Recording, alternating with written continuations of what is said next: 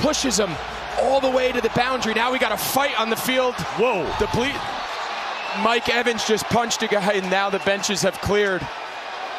Trying to hold guys back off the sideline. Wow. Well, we told you these teams have been super chatty in their matchups the last couple of years.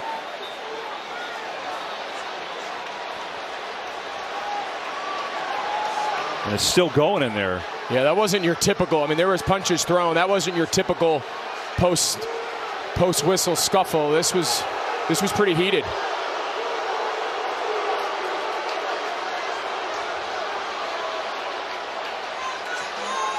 Let's see how this started. It's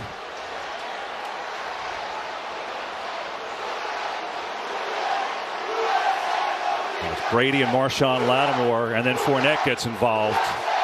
Yeah, Fournette. Oh, and then Mike Evans came, and he. Both teams to their sideline. You see, Evans came off, and he just rocked Lattimore.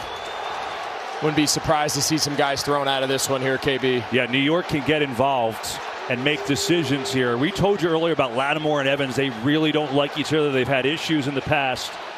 And that is really what got this going. And then Evans came on to heat it up. Flags everywhere. Boy, oh boy, what a mess. Wow.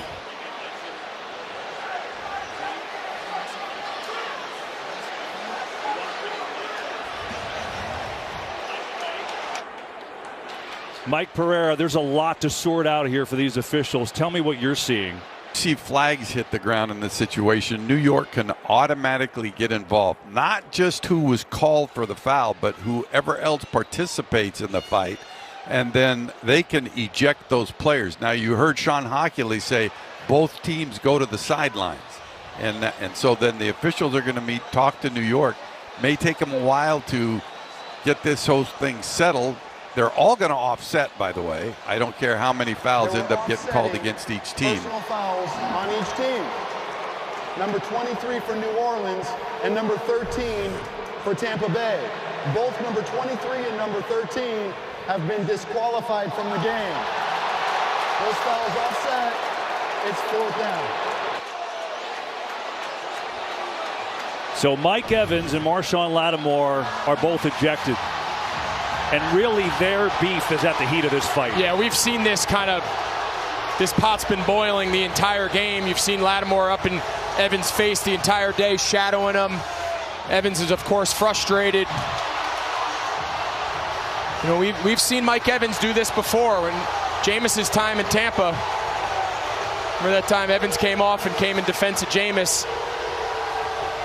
They're not scared to come to their quarterback's aid. You know, and there's also the fact that the Saints, you know, they're not afraid of this Bucs offense, right? I mean, Lattimore obviously chirping to Brady. That's what started it up. And now you wonder from a football side. That's been the big matchup today. So with the top cornerback and the top wide receiver out, who gets the advantage? I don't know. I think right now you'd have to imagine that it's still you know, benefits New Orleans, because if you're the Bucs, who's left, right? You came in without Julio. You came in without Chris Godwin. I mean, you're starting to run out of bodies right now. Scotty Miller, Russell Gage. These guys are going to have to step up here in the 4th quarter. It's really all they got. Before that, remember, it was Lattimore with the great coverage to force this punt. Short punt out of bounds, and the Saints are going to get great field position. Well, as if the atmosphere wasn't charged up enough already.